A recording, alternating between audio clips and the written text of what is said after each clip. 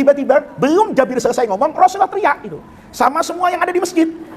Kata Nabi, ayuhan nas, katanya, ini Jabir yang azim alaina, ini azumah, ini punya apa ini? Pesta, ya. Maka ayo kita sekarang berhenti ngaji, makan dulu ke rumah siapa ini? Jabir. Jabir itu putek mukanya gitu loh. Karena dia merasa ini masalah dua kali ini. Sampai di sana dia pasti malu karena makanannya sedikit. Nanti selesai makan pasti digetok sama istrinya ini. Ya kenapa? Karena ngundang orang enggak kira-kira. Maka Jabir itu mukanya pucat, grogi. Rasulullah kan tadi subuh kita ngaji, bil mukminin raufun rahim. Ngelihat Jabir ini tampangnya kayak kamu enggak bayaran setahun, ya kan?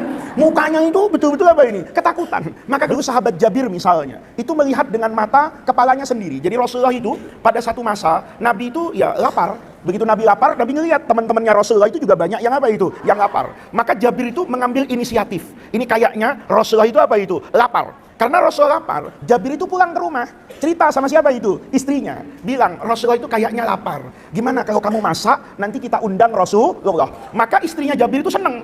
Maka dia masak itu, ada punya gandum, ya. Kemudian gandumnya dikasih air, dijadikan adonan, kemudian dipanggang jadi apa itu? Roti. Habis jadi roti, kemudian kalau sekarang mungkin kari, bikin sayur dari daging, ada yang kental, nanti rotinya dimasukkan, dicelup-celup gitu, dimakan. Maka kemudian istrinya bilang sama Jabir ini, suamiku, ini udah jadi ini masakan, ya.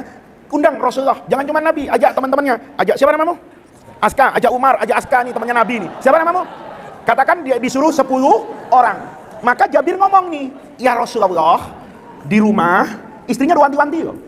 Suamiku, ingat ya, kalau nanti ngajak orang jangan lebih dari 10 orang. Jangan malu-maluin saya. Nanti datang tahu-tahu sekelas 6, ya kan? Padahal makanannya cuma cukup untuk 10 orang. Maka kemudian kata Jabir ngomong ke Rasulullah, ya Rasulullah, istri saya sudah memasak di rumah, dan kami ingin Rasulullah untuk datang bersama dengan beberapa orang. Jabir ngomong, ya, dengan beberapa orang. Bayangannya Jabir, Nabi ngajak Sayyidina Abu Bakar, Umar, Utsman, Ali lah gitu. Tiba-tiba belum Jabir selesai ngomong, Rasulullah teriak itu sama semua yang ada di masjid.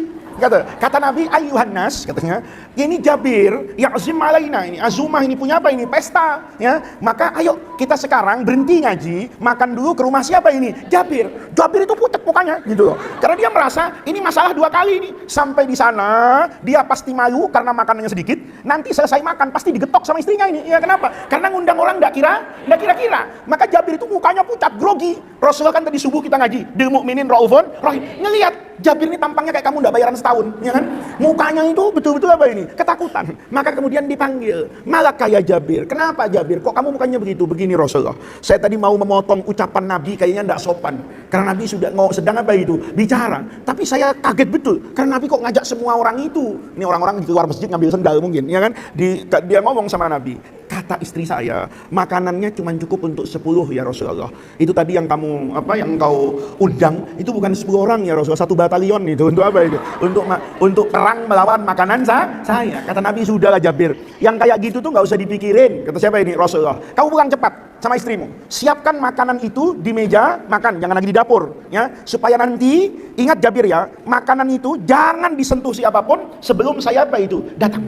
Kata Jabir, ya tenang dia, karena yakin dengan Rasulullah. Pulang dia, begitu pulang, bilang sama istrinya, istriku, Rasulullah mengajak semua yang ikut ngaji tadi. Kata istrinya, innalillahi wa inna ilaihi raji'un. Kan gua udah bilang, kata bini lu budak kan gitu kan, 10 orang. Ya bagaimana? Rasulullah tiba-tiba langsung apa itu? Ngajak. Apa ada yang berani bermaksiat kepada perintah siapa itu? Rasul. Tapi Nabi pesen, nanti makanan suruh dihidangkan, ditutup, jangan disentuh, jangan dikeluarkan sebelum Rasulullah datang. Jadi orang-orang itu kan berangkat duluan, sampai di rumah Jabir, disuruh aja berdiri, kalau di pendopo, dan disuruh masuk, nunggu siapa itu? Rasulullah. Begitu sampai Nabi, kata Nabi, mana Jabir? Roti sama karinya itu Rasulullah di meja makan. Diangkat sama Jabir, dia makan itu, diudahin sama Rasulullah. Panggil semuanya. Jabir itu heran. Setiap roti itu diambil, yang ada itu nggak berkurang.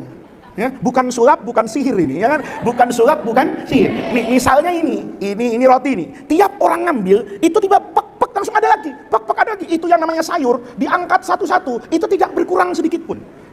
Ya karena malaikat Jibril pasang pipa GoFood itu dari mana itu? Mengerahkan sebuah Gojek yang ada di dalam apa itu? Surga. Semua malaikat Israel, Munkar wa Nakir, Raqib, Atid, udah berhenti dulu katanya ya. Ini ada tugas ini. Nyambung apa itu? Makanan. Kata Jabir, fawallahi, tidak pernah ada satu tangan mengangkat makanan itu kecuali makanan yang diangkat itu langsung ada apanya itu? Gantinya. Itu bibarokati ludahnya Rasulullah.